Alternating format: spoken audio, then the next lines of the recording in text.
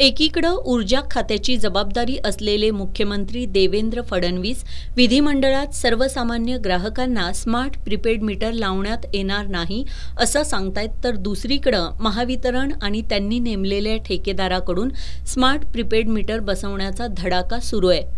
Metre बसवलेल्या ग्राहकांना वाढीव दराने वीज बिल येत असल्याच्या तक्रारीनंतर हे मीटर बसवायला ग्राहकांकडून विरोध होतोय। आज श्री क्षेत्र ज्योतिबा डोंगर इथं महावितरणच्या कर्मचाऱ्यांच्या उपस्थितीत ठेकेदाराच्या कर्मचाऱ्यांकडून जुनी मीटर बदलून स्मार्ट मीटर बसवण्याचं काम सुरू करण्यात आलं। ग्राहकांची संमती न घेता मीटर बदलण्याच्या या कामाला वीज ग्राहकांनी एकत्र येत विरोध केला।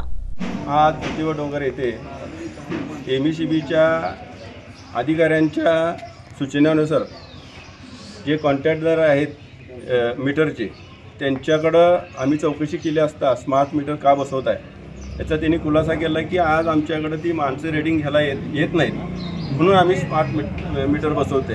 तर ही कुठलीही कल्पना ग्राहकाला दिलेली नाही आणि स्वतः येऊन ते मीटर बदलतात ही गोष्ट अतिशय चुकीची आहे। आणि आमच्या सर्व ग्राहकांना विश्वासात न घेता जर मीटर बदलत असतील तर आमची त्यांच्यावर फार मोठी शंका आहे। आज जर ग्राहकांच्या विश्वासाला तडा जाऊन जर हे कार्य करत असतील तर अतिशय चुकीचं आणि निंदनीय आहे, कारण यांना रेडिंग घ्यायला माणसं मिळत नाहीत। अनेक तरुण शिकलेले रस्त्यावर फिरतात, यांना कामाला घ्यायला माणसं मिळत नाहीत का, ह्या सरकारला माझा सरळ सवाल आहे। आणि अशा गोष्टी जरी आम्हाला न विचारता स्मार्ट मीटर बसवून असतील तर आमच्या सर्व ग्रामस्थांचा त्याला विरोध आहे। यावेळी वीज ग्राहकांनी महावितरणच्या कर्मचाऱ्यांना धारेवर धरत त्यांच्यासह ठेकेदाराच्या कर्मचाऱ्याला मीटर बसवण्याचं काम थांबवायला भाग पाडलं।